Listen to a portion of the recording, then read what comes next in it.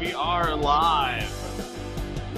Orange and Blue today, 3:30 p.m. Mountain Time, Monday through Friday. And it is time to talk about Sean Payton.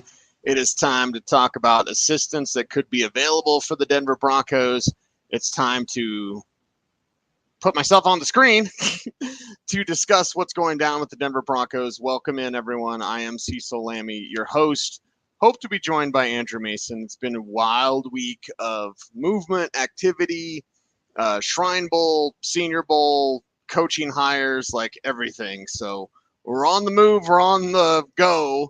And in between, we continue to provide this show for you. So we appreciate everyone for jumping on board here and discussing the latest with the Denver Broncos, because what a whirlwind it's been. It's been an absolute whirlwind, and we're not even over yet. We're not done yet with the Denver Broncos, of course, as assistants need to be hired by Sean Payton. We're waiting for the information about when his introductory press conference will be. I'm checking my emails like every 5 minutes, trying to figure out when that could possibly be. But yeah, we're here, man. The Broncos have their head coach, and it happened when we're at the Senior Bowl. It happened on a Tuesday, just like a lot of people had anticipated. If you listened at the Shrine Bowl over the weekend, people said Tuesday could be a big day. You heard about the Walton Penner Group, being aggressive. There were names that weren't revealed to the public that were quite aggressive names that I don't think anyone has said or suggested. So all that stuff doesn't matter. I know people going back and forth around like Sean Payton wasn't the Broncos' first choice. The Broncos weren't Sean Payton's choice. Who gives a damn? Who gives a rat's ass over the choice? It's a choice here, a choice there. And I go back to my buddy, and I say that lightly. I know Doug Peterson a little bit, okay? So it's not like we're pen pals or anything, but I go back to what the Jaguars have done with Doug Peterson. And when I wrote about it at denversports.com and I talked about it, I was like, hey, we always talk about the misses of George Payton being Montreal, Washington, which is an awful pick. No Isaiah Pacheco, no Tariq Woolen. Like, yeah, those misses. But you missed on Doug Peterson. And Doug Peterson, if we remember, was not the Jaguars' first choice. The first choice was going to be Byron Leftwich, but Byron Leftwich wanted Trent Baalke, their GM, to be removed. So all this talk about number, it's I so wish I could cuss on this show. I so wish I could tell you exactly what I thought of that. But if you are worried about Sean Payton not being the Broncos' first choice, or the Broncos not being Sean Payton's first choice, you're misguided. I would say foolish. I would say to be a little more mean, ignorant to how the business of football operates. It's not football business. It's the business of football. And we look at this situation, and I bring up Doug Peterson because they're going to go with Byron Leftwich. Byron Leftwich wanted him to get rid of Trent Baalke. They wouldn't do that. They move on. Here's Doug Peterson, and they're in the postseason, and they look really good. And Trevor Lawrence looks much better. So, again, I want everyone to be excited about this Broncos team, okay? And most of the candidates that they had interviewed publicly, they were exciting candidates, and I would have been excited or interested in all of those candidates. The candidates that didn't make it to the public, those were aggressive and bold strategy, Cotton. And yeah, Jim Harbaugh was out there as their number one choice. Jim Harbaugh became my number one choice, even though Sean Payton was my pipe dream, because I felt like Sean Payton, it was never going to happen, right? I said it this morning on the Players Club. I was like, it's like when I said to Orlando, 8 months ago or whatever, like, it'd be nice if they got Deion Sanders, not ever thinking it would happen. And it happened, and it's glorious. So, yeah, Sean Payton, probably not going to happen. And then it happened. Like, it's awesome. And I did change my mind during the process, because I was like, I don't really want to get rid of that draft capital, not because I'm a draft guy, not because I just got back from the Senior Bowl, not because of the Shrine Bowl or whatever. And I love the draft, and there's nothing wrong with that. Anyone that says it's a crapshoot, the whole Evans thing, I think Mike Evans says it just to get under my skin, which he still does. So maybe it's just me and I shouldn't allow it. But like, it's really ignorant to say the draft is a crapshoot. It's not an exact science, that's for sure. And I wanted those picks. So the Sean Payton, I felt kind of out of love with that because it was like, nah, you're not going to have the draft capital. This offensive line is trash. It needs a complete overhaul, almost every single position, if not every single position, except for right guard, maybe, because Garrett Bowles is getting up there in age. Can't rely on that for much longer. Either way, I'm kind of meandering today. I apologize. I'm a bit jet lagged, a little tired, a little wired. And again, perhaps Mace can jump in here. He also is traveling as we're trying to make arrangements to either be available for Sean Payton's press conference, and I, will definitely be there for that. Mace also headed to the Super Bowl next week. So either way, I look at the Sean Payton thing. Be happy, Broncos country. Be excited, Broncos country, and stop with the pettiness of it wasn't their first choice. Like, yeah, yep, and the guy they got, Sean Payton. The guy they have is Sean Payton, and they started this thing, Jim Harbaugh, Sean Payton, and maybe Jim Harbaugh was 1 and Sean Payton was 2 or whatever. It doesn't even matter. Like, none of that crap matters. If you're wasting time, burning energy. And there's only so many things that we have in this life. As an old man who's covered this game a long time, and this is my 20th year on air, 2023 is 20 years I've been on air. Thanks to Mark Schlereth in 2003, gave some hillbilly a shot, and that was me, to talk about fantasy football. So I've been doing this a while, and I've seen a lot. If you are worried about 1 or 2 or choice here, it's their guy. He's their guy. Now, I'd steal something from Russell Wilson. Don't sue me, Russell. But, let's ride. Sean Payton's here. Who in the hell would not be excited about Sean Payton as their head coach? You've got to be an absolute moron if you're not excited that the Broncos have a real head coach. My favorite interaction this week, and it's mean, and I don't generally like to share mean things, because there's too much of that energy in this world, and I think people need to be kind and gracious. But my favorite mean thing that was said to me on the All-Star road trip was talking about Nathaniel Hackett with someone from a coaching staff, not Denver, that had worked with him. It basically said the guy's a clown, and he's always been a clown. So was I excited for Nathaniel Hackett last year? Yeah, because I thought it meant Aaron Rodgers was coming. And yes, I did want Aaron Rodgers over Russell Wilson. But to hear former coworkers of the Broncos' former head coach be like, the guy was always a clown. Like, it was never going to work. And it's like, you couldn't have told me last year so I wouldn't sound like a moron being like, woo, we got Nathaniel Hackett, everybody. Like, no. But with Sean Payton, to steal a John Fox, like, you have skins on the wall. You know what I mean? With Sean Payton, I understand that no coach has won a Super Bowl and went somewhere else and won another Super Bowl. That's fine. That's going to break someday. No team had ever won a Super Bowl in their home stadium until Tampa did it, and then LA did it. So you had 2 years in a row of that happening. So, yes, I get that, but is he the right man for the job? That's the bottom line. And I trust the Walton Penner Group. One, I love that they didn't say anything throughout this entire process. And it's okay if you are in the media to be like, I don't know. We're all guessing, because Greg Penner doesn't talk to anyone locally, to be sure.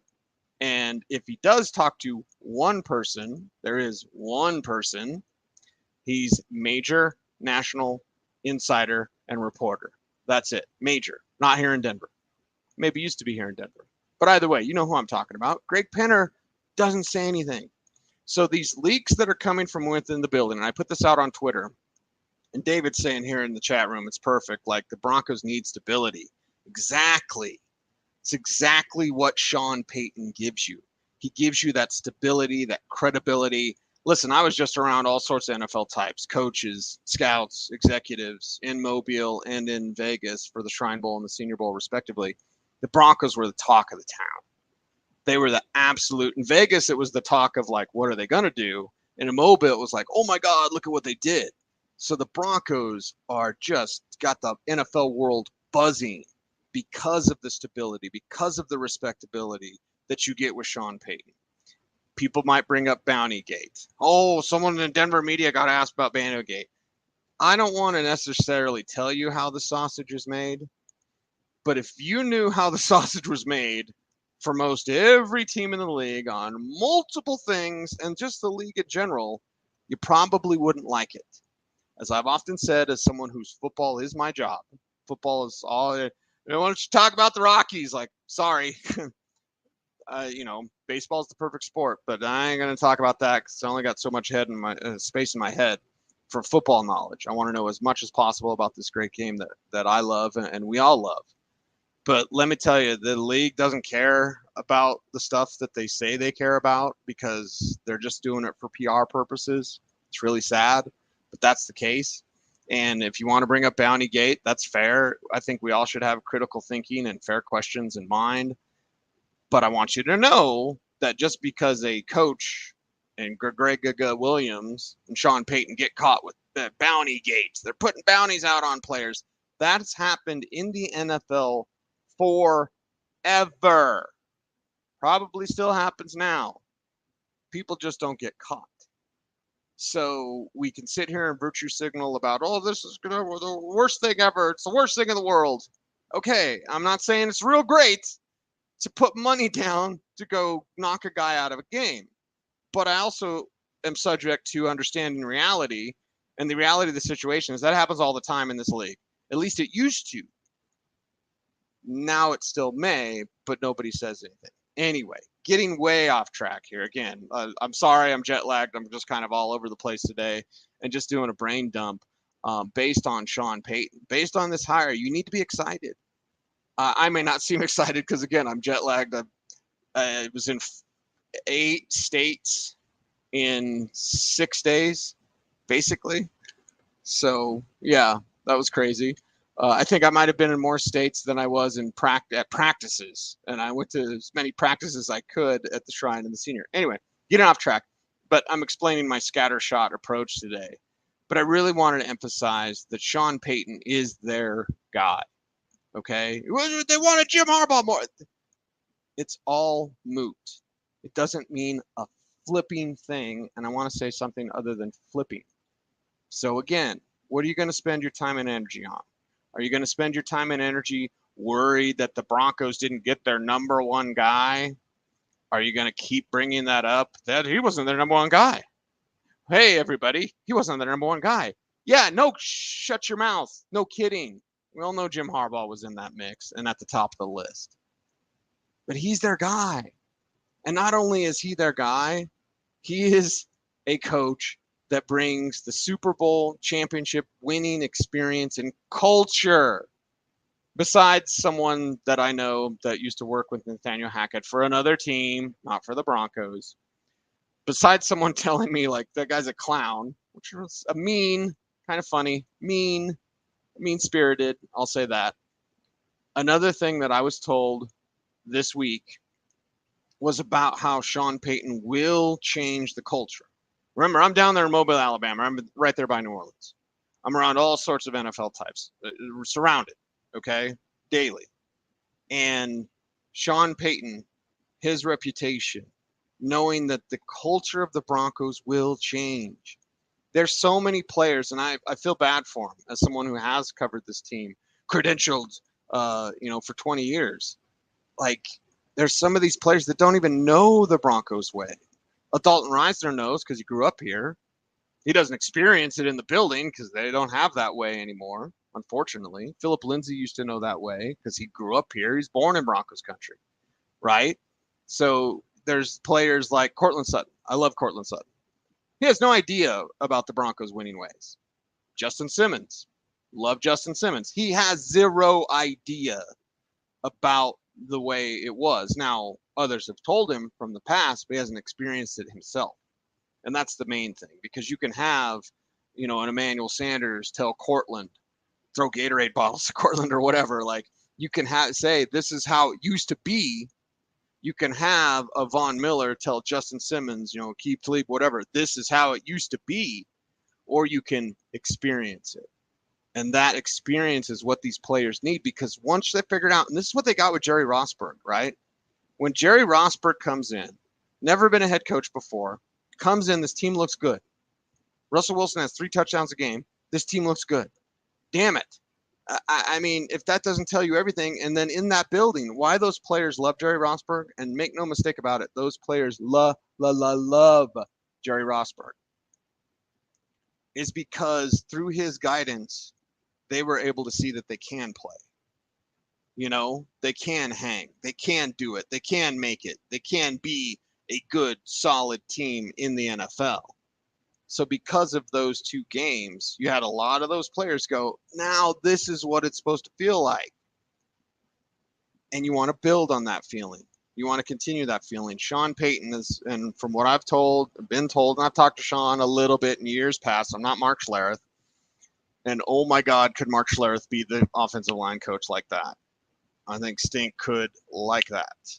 He's talked about it before, so I'm not spilling the beans when I say it to my friend Mark Schlereth, but he's consulted for Sean Payton and the Saints. And, Sean Payton really relies and trusts Mark's eyes and knowledge of the game, which he should. I mean, why has Stink been a joy to listen to for 20 years? Because he knows this game. And he understands this game. Is he right about everything? No.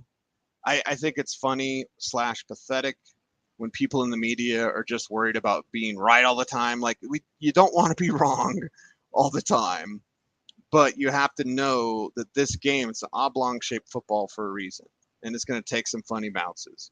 But you listen to a Mark Schlereth, you listen to a Sean Payton, you listen to the people that have gotten it done at the highest level. And when you can say that you're a champion, Emmanuel Sanders, champion, love Sean Payton. You saw the video that he tweeted out when Sean Payton was dancing in the Saints locker room when Emmanuel was there. And I retweeted the video because Twitter's the most important thing ever. First off, Twitter is a cesspool. It always has been. And if you think you're a big deal on Twitter, might I remind you, I had a low member number on the X-Files chat room back in the 90s. Either way, Twitter aside, I retweeted E, and I was like, man, I can't sleep. This was whatever, Tuesday, on a Tuesday night, and I'm in Mobile, and I can't sleep. It's like 3 a.m., and I'm just like, oh, my God, it's Sean Payton, guys. And no, I wasn't up until 3.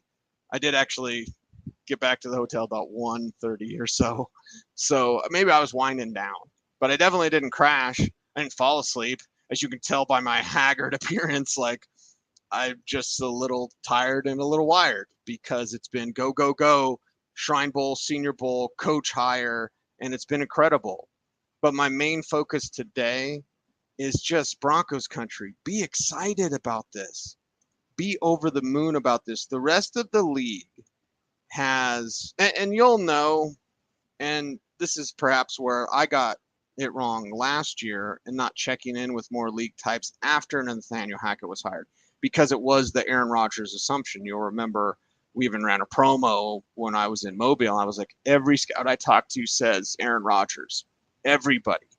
And Rodgers backed out because Aaron Rodgers is Aaron Rodgers. He's a little cantankerous, shall we say. So for 2 years, you had the Packers back out 2 years ago when Stink was talking Aaron Rodgers during the draft. I'll remember that. And then last year, getting Nathaniel Hackett to think you'll get Aaron Rodgers and then getting Russell Wilson instead. And the great thing about Sean Payton, what makes me most excited, is that it's not just about Russell Wilson. Russell Wilson, if he makes it, awesome. This is going to be great for Russell Wilson. Russell Wilson, if he doesn't make it, awesome. You can get out of his contract next year. Now, it's going to sting a little bit. But as there have been plenty of buzz towards this, they were considering massive changes this year. The Walton Penner group was not happy at all whatsoever with Nathaniel Hackett. They weren't happy with George Payton. They weren't happy with Russell Wilson. They weren't happy at all because there's a lot of assumptions made about this ownership group. that most are wrong. Like, oh, they're just a bunch of zillionaires, don't care. Like, no, they really care. They didn't think that they would be in the coaching search again. They didn't think they would be in the, like front office stuff. I'm talking primarily about the coaches, although I don't know if George Paton's job is safe. I think he's drafting for his job, and he's doing it without a first or second rounder, which is fine if you can identify and draft your Tariq Woolens, your Isaiah Pacheco's. If you can do that rounds 3, 4, 5, 6, 7, you're going to save your job. If he'd already done it, he might have been more secure in his job because he'd have better players. Either way, I know that the Walton Penner Group is a group that I trust, and I look forward to, the further decisions that they'll make. But if I look at this situation with Russell Wilson, I go, if it works or not, it's good news. Because if it works, great. Sean Payton fixed Russell Wilson. He's not a dog, Cecil. Like, yes, he fixed Russell Wilson. He got the best from Russell Wilson. Can we say that? And if Russell Wilson doesn't figure it out and he doesn't make it, then we say, oh, well, you move on. You look to the draft. And if he doesn't work out, it's not that you're going to have a 10-win record. If it doesn't work out, you're probably just, not going to have a real good record. So you're going to be putting yourself in position to make a play for a young rookie quarterback, which may scare some people. But if you trust your evaluation and you know who you are, I think the biggest piece of the puzzle for Sean Payton is that he knows what he wants to do. Now you got to find it, but know what you want to do, and then find those players that do that. And when the Saints in 2017 were able to get Marshawn Lattimore, Ryan Ramczyk, Alvin Kamara, Trey Hendrickson, that's a Hall of Fame draft. Now, I'm not anticipating that Payton has to do that. Obviously, he doesn't have the 2 first picks like Lattimore and Ramczyk were for the Saints that year. But he found Trey Hendrickson, which was what, 4th or 5th rounder, Shrine Game guy that I talked about. I said he's like Derek Wolfe. He's better than Derek Wolfe, people. And that's all due respect to Derek, because Derek is obviously, he's that dude. But Trey Hendrickson is amazing. He's been an amazing player now with the Bengals, obviously. But I look at the situation with George Paton and I go, you've got to get this right. You can't stop messing around, taking chances. Some small school guy that can't play. You know who I'm talking about. Don't listen to Russell Wilson. Wilson is not a scout. I don't care if he likes the way this receiver looks really good. Like, yes, you're not a scout.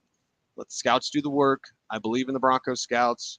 I obviously saw lots of them on the All-Star road trip, Shrine Bowl and Senior Bowl there as well. So get to work, George Paton. And I'm glad that George Paton wasn't a part of the head coaching search as much. 1, you didn't need him to be. 2, he's got a job to do, and it's not find the next head coach. Now he's got to make it right. He's got to make it happen with Sean Payton. And Sean Payton, and I hear what Jose in the chat room, he's like, Sean Payton, Saints capocalypse was his fault. Sure. Yeah. I would say paying Taysom Hill, not a real good move. Let's say that. What was he with Taysom Hill, though, as his starter? Like 7-2? That's top of my head. Jose, you probably know off the top of your head as well. But I look, and again, Tom brings up, Tom's a G as well. I mean, the Saints only had 1 Super Bowl, and they got fleeced. Is that the F word I can use on this show? Yeah, the Saints only have 1 Super Bowl with Sean Payton, and they were bleeped by the league a few times. Put yourself in position. That's what you do. It's hard to win a Super Bowl. It is so difficult to win a Super Bowl. Why do you think whoever it is Kornheiser or somebody that calls Kansas City the dynasty of 1? Hey, Kansas City, you got a dynasty. No, you don't. You have 1 ring. They get 2, then, we'll be in that conversation. But 1 ring doesn't make you a dynasty. And Kansas City is excellent. And I hate to say that because I don't really like Chiefs fans. They don't like me goes back to a Rocky Mountain News headline that I didn't write on one of my fantasy football columns. KC fans are fickle. A lot of fans are fickle. But hey, you love your team, whatever is whatever. Listen, it's tough. You want to put yourself in position. You want to get to the dance. That's what Sean Payton is here to do. So if you're the Denver Broncos, I think you crushed this. I don't think you gave up too much. I would have liked to have held on to the draft capital. I want to be very clear about that. But Sean Payton was my choice initially. Then he didn't become my choice because Jim Harbaugh became my choice. And Harbaugh was still a candidate there at the end. Always that Hail Mary that it would happen. But you got Sean Payton. So if I leave you today with one message, two messages, really. One, who flipping cares that Sean Payton was not their number one choice? Doesn't matter. Doesn't matter at all. If you're wasting brain space on that, I feel sorry for you. Okay?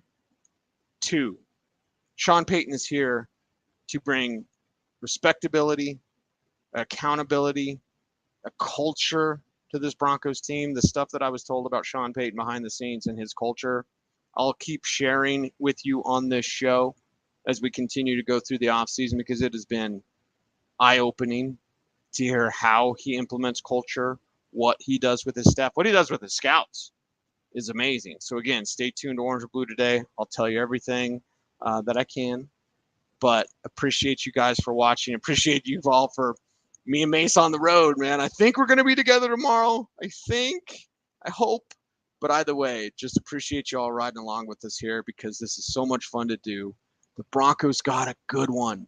Nay, the Broncos got a great one with Sean Payton. So rejoice, be happy, and be ready, because this team's going to kick some ass this year. And when they're kicking ass, we're all going to be toasting each other, man, right here, because we were here. We were here from the moment. Sean Payton is your head coach. So be excited, Broncos country. I'm Cecil Lammey saying thanks for watching. Be safe. Got to do my mudras correctly. Be safe, be kind, know that you are appreciated. Stay tuned. And as always, I ask that you stay frosty.